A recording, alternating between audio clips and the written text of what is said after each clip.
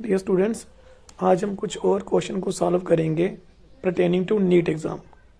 तो क्वेश्चन है, when gene targeting involve gene amplification is attempted in an individual tissue to treat disease, it is known as biopiracy, gene therapy, molecular diagnosis और safety testing.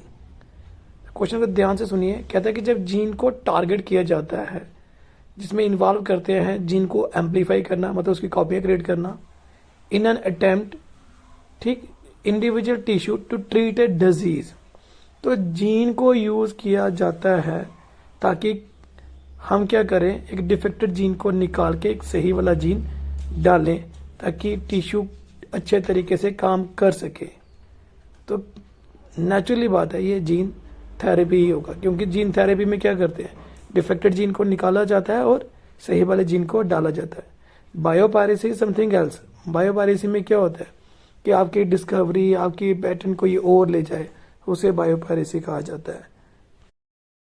Molecular diagnosis मतलब to diagnose करना है, और safety testing मतलब safety test conduct करनी है। सो आपको clearly पता चल रहा है कि जीन थेरेपी ही इसका आंसर बनता है, और ऑब्वियसली बात है, हमने ये पढ़ा भी हुआ है। इसके बाद हम मूव करते हैं दूसरे क्वेश्चन की तरफ। तो दूसरा क्वेश्चन क्या कहता है, तो ये पीसीआर से उठाया हुआ है, पॉलीमरेज चेन रिएक्शन। आपको बता दूं कि हमने क्लास में पढ़ा भी था, कैरी मिलर ने बनाया था ये जो पॉलीमरेज चेन रिएक्शन की मशीन, जिसे हम डीएनए की सेवरल कॉपीज बना सकते हैं। तो क्या था, which of the following is A correct sequence of steps in PCR polymerase chain reaction. मतलब जो डीएनए की एम्प्लीफिकेशन करते हैं, डीएनए की कॉपीज बनाते हैं पीसीआर में, वो कैसे करते हैं। तो उसके क्या क्या स्टेप्स दिए हुए हैं, डीनेचुरेशन, एनीलिंग और एक्सटेंशन करना, denaturation, extension, annealing, extension, denaturation, annealing and annealing, denaturation, extension. देखो कॉमन सी बात है, जब भी डीएनए की हमने कॉपी जनरेट करनी है तो नेचुरली बात है, पहले दो स्टैंड को अलग अलग होना पड़ेगा, और उस प्रोसेस को हम डीनेचुरेशन कहते हैं। सो थर्ड और फोर्थ का ऑप्शन तो बनता ही नहीं। अब जब डीनेचुरेशन करेंगे तो उसके बाद क्या है, डीएनए पॉलीमरेज एंजाइम जुड़ेगा, है ना, और वो न्यूक्लियोटाइड को लगाता जाएगा और एक्सटेंड करता जाएगा। तो जो पॉलीमरेज जुड़ता है डीएनए स्टैंड के साथ, उस प्रोसेस को हम एनीलिंग कहते हैं, और then it lead to extension. ठीक है, तो ये आएगा आपका नंबर 1 वाला, डीनेचुरेशन, फिर annealing and then it's extension. तो होपफुली इस क्वेश्चन की भी आपको समझ आ गई होगी। इस क्वेश्चन में पूछा गया था कि कौन से स्टेप्स होते हैं, उनके सीक्वेंस बताइए इन पीसीआर। ठीक है, तो कॉमनली था, दो स्टैंड को अलग करो, मतलब डीनेचुरेशन को, एंजाइम को यूज करो ताकि वो उसकी सीक्वेंस को बनाए, एक नया स्टैंड तैयार करे। तो डेट इज एनीलिंग आएगा, और उसके बाद एक्सटेंशन आएगा। तो इसके साथ ही हम अब अगले क्वेश्चन की तरफ बढ़ेंगे। होपफुली आपको पहला क्वेश्चन और दूसरा क्वेश्चन दोनों के बारे में अच्छे से पता चल गया होगा, है ना। तो चलिए अब देखते हैं कि तीसरे क्वेश्चन में क्या पूछा हुआ है। तीसरा है कि the amount of nutrients such as carbon, nitrogen, phosphorus and calcium present in the soil at any given time is refer as. कि भाई देखो, ये जो न्यूट्रिएंट है, कार्बन, नाइट्रोजन, फास्फोरस और कैल्शियम, जब ये मिट्टी के अंदर, सॉइल के अंदर प्रेजेंट हो गिवन टाइम में, उसे हम क्या कहेंगे। क्या हम क्लाइमेक्स कहेंगे, क्लाइमेक्स कम्युनिटी कहेंगे, स्टैंडिंग स्टेट कहेंगे, या स्टैंडिंग क्रॉप कहेंगे। तो सबसे पहली बात, तो क्लाइमेक्स क्या होता है, एंड। ठीक है, ये तो कोई लॉजिक नहीं बनता। क्लाइमेक्स कम्युनिटी क्या होती है, हमेशा एक कम्युनिटी दूसरी कम्युनिटी को रिप्लेस करती है until the stable communities reach, उसे हम इकोलॉजिकल सक्सेशन कहते हैं, वो भी यहाँ पे नहीं आएगा। फिर आता है स्टैंडिंग क्रॉप, मैंने चौथे को पहले उठाया। ये होता है कि ड्राई मास उस सॉइल के ऊपर जो ऑर्गेनिज्म का है, जो ऑर्गेनिक मैटर है, वो टोटलिटी में गिवन टाइम में। ठीक, तो ये भी नहीं आएगा। वो स्टैंडिंग स्टेट होता है कि amount of nutrients present in A soil eight A given time. तो नेचुरली बात है, यही आपका जो थर्ड ऑप्शन है वही क्लियर कट इसका आंसर है। फिर चलिए अगला क्वेश्चन पढ़ते हैं बच्चे। अगला जो क्वेश्चन है ये है सेल साइकिल के ऊपर बेस्ड। सेल साइकिल में आपको पता है एक इंटरफेस होती है, फिर या तो मियोसिस या माइटोसिस होगी। तो इंटरफेस से लिया गया है ये टॉपिक। चाहे आप मियोसिस की बात करो चाहे माइटोसिस की बात करो। तो यहाँ पे 4 ऑप्शन दिए हैं, चलो कॉलम 1 को कॉलम 2 के साथ मैच करते हैं और देखते हैं कौन सा आंसर ठीक बनता है। एस फेज आपको पता है ये सिंथेसिस फेज है, यहाँ डीएनए की रेप्लिकेशन होती है, तो ए के साथ आएगा 4th वाला। अगर आप 4 ऑप्शन देखें तो देखिए ए के साथ 4th वाले 2 नंबर वाला और 3 नंबर वाला, इसका मतलब फर्स्ट और थर्ड 4th ऑप्शन तो नहीं हो सकती, 2nd एंड 3rd जो है वो बन सकती है ऑप्शन। तो एस फेज के बाद मतलब अगर आपको G2 का नहीं पता चल रहा, G1 का नहीं पता चल रहा, तो क्यूसेंट का तो पता होगा। क्यूसेंट का मतलब होता है रेस्टिंग फेज, इनएक्टिव फेज। तो सी के साथ आता है 2nd वाला, तो देखिए सी के साथ 2nd वाला कौन सा है, ऑप्शन नंबर 3 ओनली, है ना। तो आप आराम से टिक कर सकते हैं ऑप्शन नंबर 3। तो चलिए वैसे भी हम डिस्कस कर लेते हैं। G2 फेज मतलब ग्रोथ 2nd फेज में ऑब्वियसली प्रोटीन की सिंथेसिस की जाती है, तभी हम इसे क्या बोलते हैं, G2 फेज बोलते हैं। फिर आता है आपका G1 फेज, तो ऑब्वियसली बात है G1 फेज ग्रोथ 1 फेज है, तो ग्रोथ 1 फेज के बाद S फेज आता है, फिर G2 फेज आता है। तो इसके साथ क्या आएगा, 3rd वाला, मतलब interval between mitosis and initiation of DNA replication, मतलब माइटोसिस के बाद और S फेज से पहले, तो वो G1 फेज ही होती है। तो based on this characteristic feature आप लोग जो है वो क्लियर कट इसका आइडिया दे सकते हैं कि ये 3rd नंबर का ऑप्शन इज करेक्ट। तो देखिए कितना आसान क्वेश्चन पूछा हुआ, आपने सिर्फ मैच द कॉलम करने थे और आपका आंसर क्लियरली जो है वो निकल जाता है। अब देखिए डीएनए फिंगरप्रिंटिंग से लिया गया है क्लास 12 से, involve identifying difference in some specific region in DNA sequence called as. तो डीएनए फिंगरप्रिंटिंग में हम कौन सी सीक्वेंस को यूज करते हैं, इवन जब आप पढ़ते भी हो ना तो वहां पे क्लियर कट लिखा होता है कि रिपीटेटिव डीएनए। तो वो जो रिपीटेटिव सीक्वेंस होती है वो सब में सेम नहीं होती है, ठीक है, वो variable number of tandem repeats में आता है, वो शॉर्ट भी हो सकते हैं वो लॉन्ग भी हो सकते हैं, जिसे डीएनए फिंगरप्रिंटिंग में यूज किया जाता है।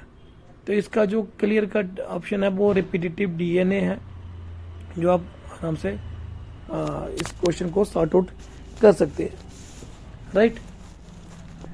बच्चे अगला क्वेश्चन है, which one of the following organism bear hollow and pneumatic long bones.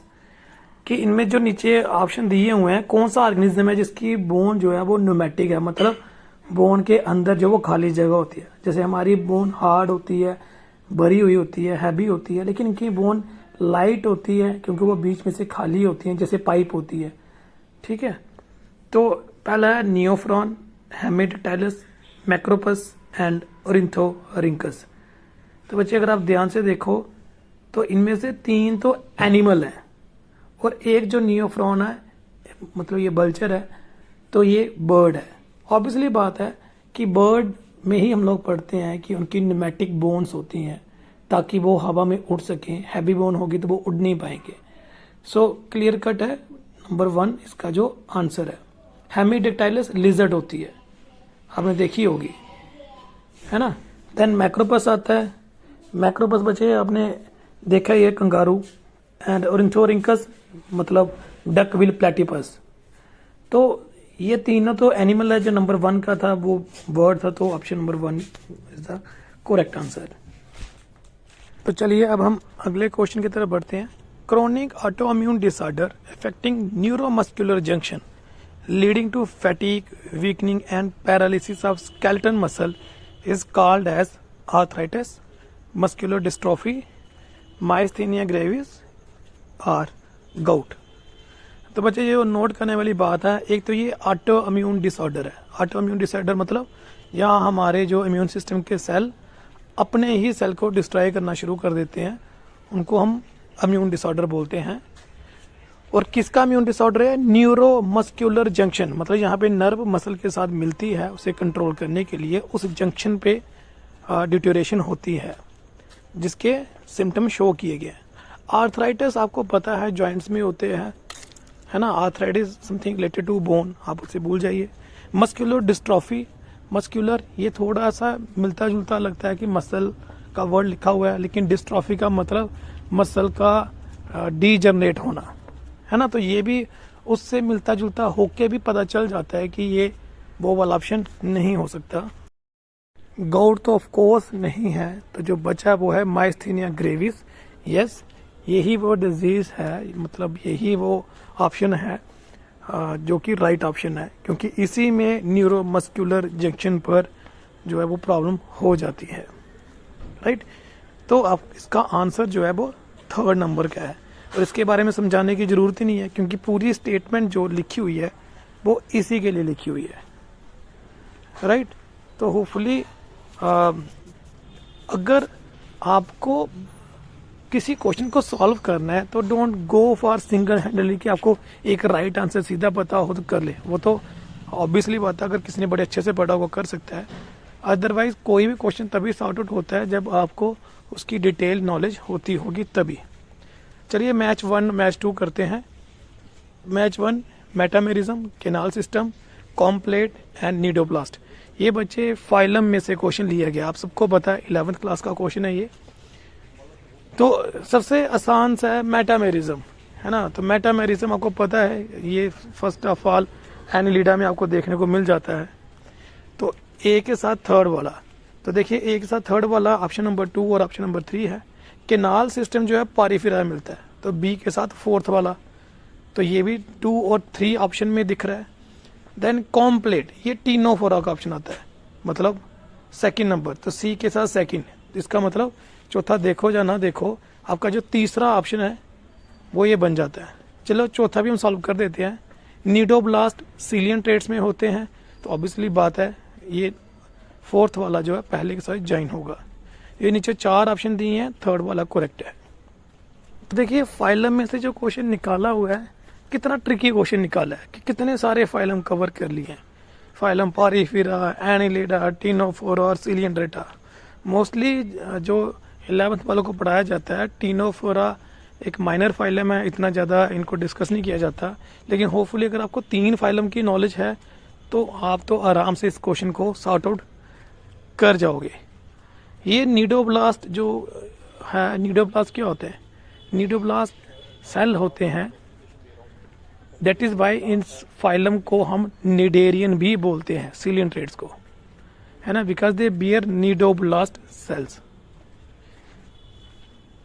एनीहो, हम अगला क्वेश्चन देखेंगे अब, और ये क्वेश्चन इतना आसान है कि हमने जो पहले वीडियो बनाया उसमें इसके बारे में जिक्र किया हुआ है, और ये है रिस्ट्रिक्टेड एंडोन्यूक्लियस एंजाइम से related. Specific recognition sequence identify by endonuclease to make cut at specific position within the DNA. तो बच्चे मैंने बोला था कि रिस्ट्रिक्टेड एंडोन्यूक्लियस एंजाइम डीएनए की कौन सी सीक्वेंस में जाकर कट लगाते हैं, ठीक है। तो वो ऑब्वियसली बात थी, वो था पैलियोड्रोमिक न्यूक्लियोटाइड सीक्वेंस। राइट, तो मैं इतने सारे ऑप्शन को यहाँ पे एक्सप्लोर नहीं करूंगा कि पहले का क्या मतलब है, दूसरे का, ये तो टू द पॉइंट अभी एक वीडियो पहले जो मैंने बनाया था उसमें भी एक्सप्लेन किया हुआ है, और इवन रिस्ट्रिक्टेड एंडोन्यूक्लियस एंजाइम का जो वीडियो बनाया है उसमें भी बड़े अच्छे तरीके से बार बार रिपीट करके यही चीज़ बताई की है कि रिस्ट्रिक्टेड एंडोन्यूक्लियस एंजाइम जो है, ठीक, खासकर 2nd, तो वो palindromic sequence of the DNA पे कट लगाते हैं। बच्चे फिर आता है which are the following RNA is not required for the synthesis of protein. तो ये आपने 12th की बॉटनी में पढ़ा होगा कि आरएनए बनाने के लिए कौन से प्रोटीन की जरूरत नहीं पड़ती है। पहला है एमआरएनए, जिसे मैसेंजर आरएनए कहा जाता है। ऑब्वियसली बात है ये तो चाहिए, क्योंकि यही मैसेज लेके आया न्यूक्लियस से साइटोप्लाज्म में। टीआरएनए मतलब ट्रांसफर आरएनए, ये भी चाहिए क्योंकि अमीनो एसिड को तो यही लाता है। आरआरएनए राइबोसोमल आरएनए, ये भी चाहिए क्योंकि यही तो है जो एमआरएनए के सीक्वेंस के ऊपर जाके जुड़ेगा और साइट प्रोवाइड करेगा टीआरएनए के जुड़ने के लिए। देन एसआईआरएनए मतलब स्लाइसिंग आरएनए, तो यही वो आरएनए जो नहीं चाहिए, बिकॉज इस आरएनए का प्रोटीन सिंथेसिस में कोई रोल नहीं है। ये क्या करता है, किसी जीन के एक्सप्रेशन को रोकता है, तो इसका प्रोटीन सिंथेसिस से दूर दूर भी कोई नाता नहीं है। So it is the only answer. Then देखिए अगला क्वेश्चन है मैच द फॉलोइंग। जो नीचे दिए हुए हैं इनका आप मैच कीजिए। तो बच्चे बता देता हूँ, ये कुछ एग्जाम्पल्स हैं डिफरेंट फाइलम्स की, जिनके कॉमनली हम क्या कहते हैं वो अगर आपने पढ़ा होगा तो आपको पता चलेगा। जैसे फाइसीलिया को हम कॉमनली कहते हैं पुर्तगीज मैन ऑफ वॉर। लाइमलस ये एक लिविंग फॉसिल है। एनसाइलोस्टोमा हुकवर्म है। और नेक्टेडा एक पर्ल ओएस्टर है जिसमें पर्ल बनती है।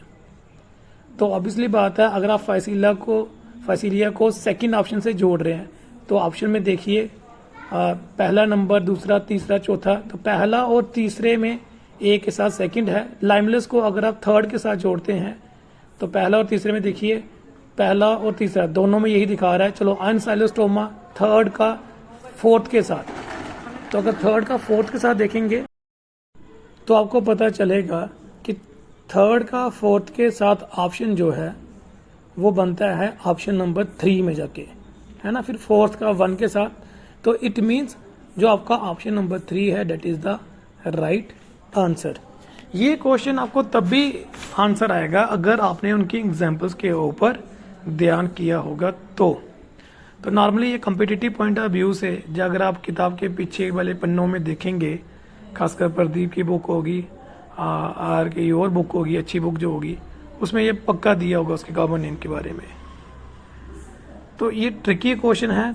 और बायो में मोस्टली जो बच्चे नंबर लेते हैं तो जो सिंपल क्वेश्चन होते हैं वो तो सारे निकाल लेते हैं।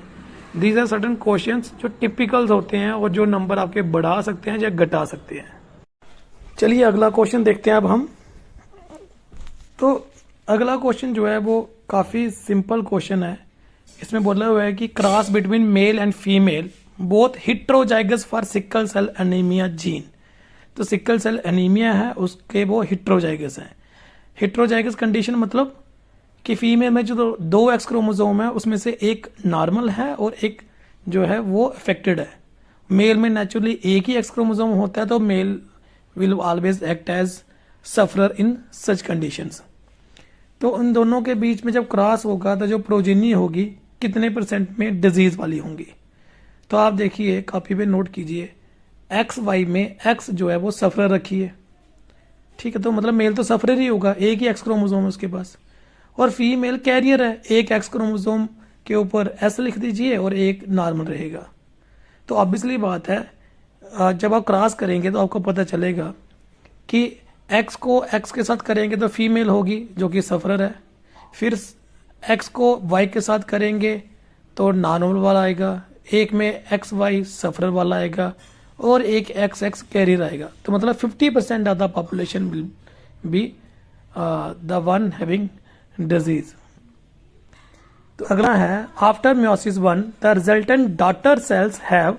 जब मियोसिस 1 हो जाती है, मियोसिस 1 याद रखिएगा, जो डॉटर सेल होंगे वो क्या होंगे, same amount of DNA in comparison to haploid gamete, 4 times the amount of DNA in comparison to the haploid gamete, same amount of DNA as present in the cell in S phase, twice the amount of DNA in comparison to haploid gamete। तो बच्चे इस statement को मैं कोई पढ़कर हिंदी में convert करने की जरूरत ही नहीं है। आपको पता है meiosis 1 is always a reductional division. तो रिडक्शनल डिवीजन का मतलब है कि अगर डिप्लॉइड पेरेंट सेल थे तो मियोसिस 1 के बाद वो हैप्लॉइड हो चुके हैं। और गैमेट भी क्या होते हैं, हैप्लॉइड होते हैं। इसका मतलब ऑप्शन नंबर जो 1 है, same amount of DNA in comparison to haploid gamete जो है वो फिट बैठ जाएगा। अगर फिर भी आपको समझ नहीं आई मैं बता देता हूं। ये कहता है कि मियोसिस 1 के बाद जो सेल बने उनमें जो डीएनए था वो कितना था।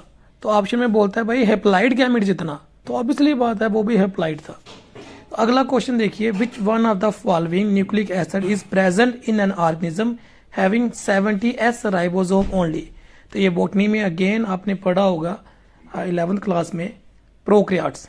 तो बच्चा 70S जो है कैरेक्टरिस्टिक फीचर्स है, ये प्रोकैरियोटिक सेल्स में राइबोसोम होता है और यूकैरियोटिक में भी होता है इन द माइटोकॉन्ड्रिया, ठीक है। साइटोप्लाज्म में तो 80S होगा लेकिन माइटोकॉन्ड्रिया में 70S होगा। डेट इज वाई हम कंसिडर करके चलते हैं कि माइटोकॉन्ड्रिया एक सिम्बियोटिक प्रोकैरियोट है।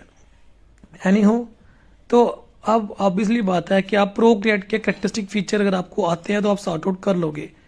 तो double standard DNA enclose in nuclear membrane, तो प्रोकैरियोट में तो न्यूक्लियर मेम्ब्रेन होता ही नहीं। डबल स्टैंडर्ड डीएनए फिर double standard DNA, circular DNA with histone protein. तो बच्चे प्रोकैरियोट्स में हिस्टोन प्रोटीन नहीं होता, ऑल्दो डबल स्टैंडर्ड तो होता है। सिंगल स्टैंडर्ड डीएनए कोई चांस ही नहीं, क्योंकि सिंगल स्टैंडर्ड डीएनए नहीं होता प्रोकैरियोट्स में।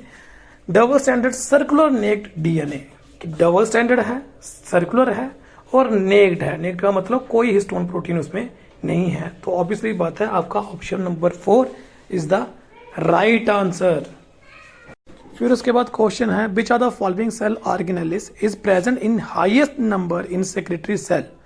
तो जो सिक्रेशन प्रोड्यूसिंग सेल है उसमें कौन सा फॉलोइंग मतलब जो नीचे दिए गए सेल ऑर्गेनेलिस सबसे ज्यादा होते हैं? एंडोप्लाज्मिक रेटिकुलम, लाइसोसोम, माइटोकॉन्ड्रिया या गोल्जी कॉम्प्लेक्स।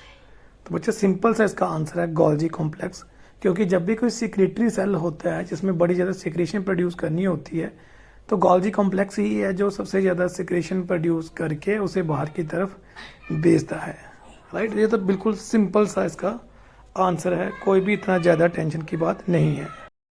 और फिर आता है इस वीडियो का last question, which the following animal are true coelomates, which are the following animals are true coelomates with bilateral symmetry. एक तो वो सिलोमेट है मतलब ट्रू सिलोम प्रेजेंट है, दूसरा वो बायलेटरल सिमेट्री है।